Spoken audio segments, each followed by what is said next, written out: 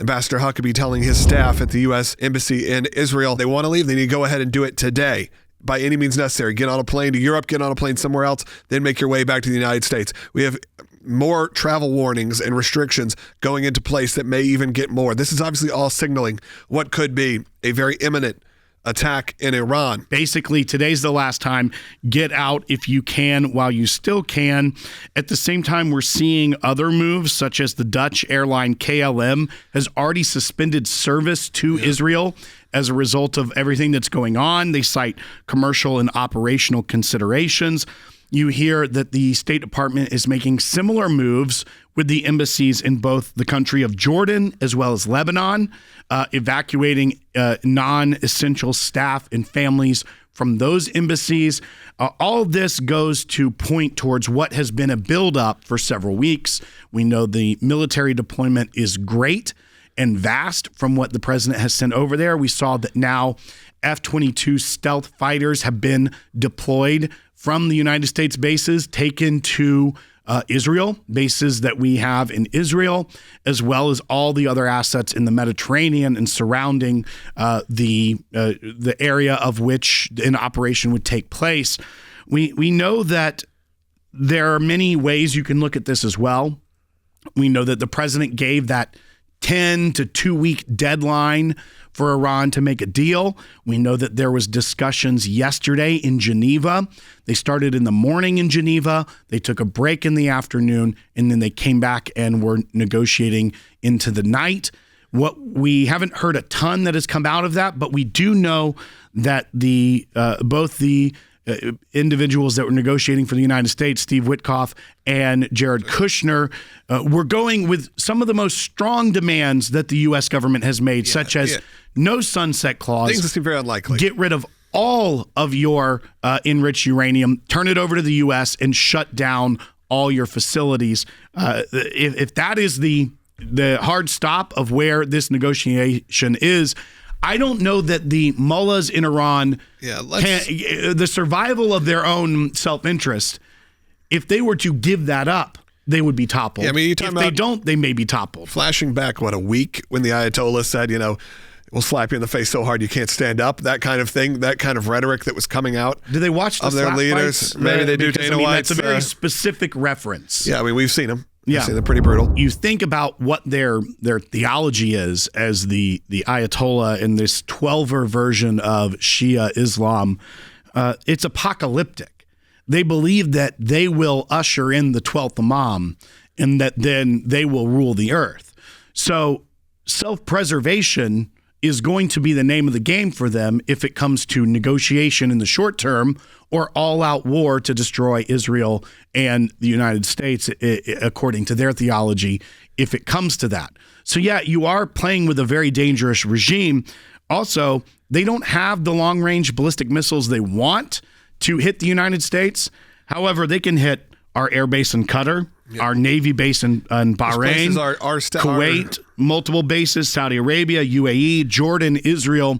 They have those medium-range missiles that can hit a lot of American institutions and assets in the region. Do we know without a doubt they do not have the long-range capabilities? Because I know that, you wouldn't claim that even if you did in some ways. How do we know for sure that this is not something that they do obtain? The intelligence that the United States purports to have is that that is something they want but do not yet have.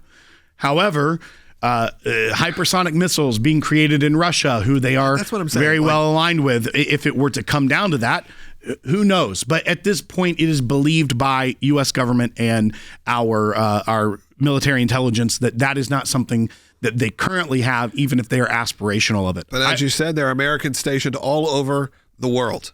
There are still military bases throughout Europe. There are military bases in many different places that could be reached. And that's part of the reason why the armada that is over there has to be so large as well. It isn't just the attack capability. It is all of the missile defense systems that are also deployed through that way as well, so that if they start launching a bunch of their short and medium range ballistic missiles, those missile systems can take out those and try to minimize as much damage as possible. From America's perspective, regime change, I believe, has to happen. Iran is inimical to our interests. They've been killing Americans, attacking our assets now for decades.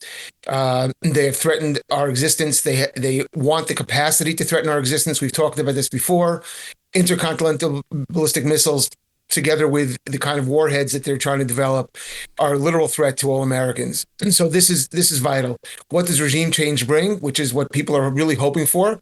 Well, we don't know. There are three scenarios right now. The could be an Iranian preemptive attack, primarily on Israel, although there definitely could be attacks here in America. They have many terrorist proxies. But certainly on Israel, they could rain down hundreds of ballistic missiles, which Israel's shields could be overwhelmed by them. There could be an American-led attack, which would be the best interest, I think, for America and Israel. There could be an Israeli-led attack, because Israel, I don't think, can let this go without response. The buildup.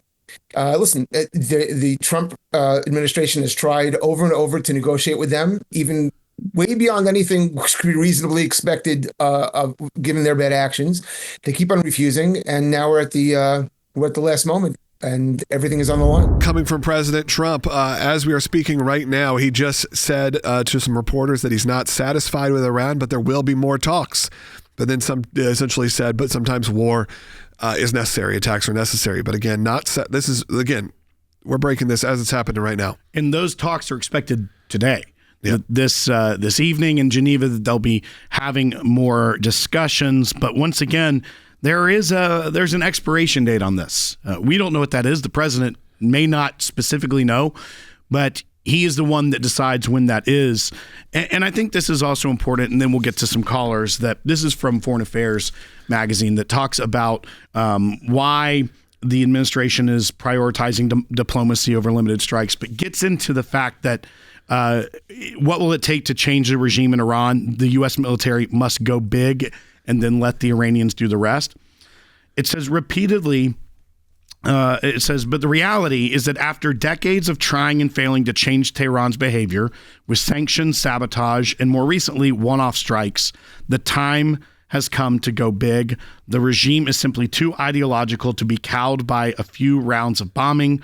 The Iranian people, meanwhile, have made it more than clear they are ready to transform their country. The United States can and should help them by using its military power to neutralize the Islamic Republic's military capabilities and degrade its repressive domestic apparatus. And I think, once again, every administration since Jimmy Carter has been dealing with the Iran problem. And at some point, is it going to be something you continue to be a thorn in your side? Or, as the greatest power in the world, do you do something about it? And I think that's where the president feels like he is. Yep.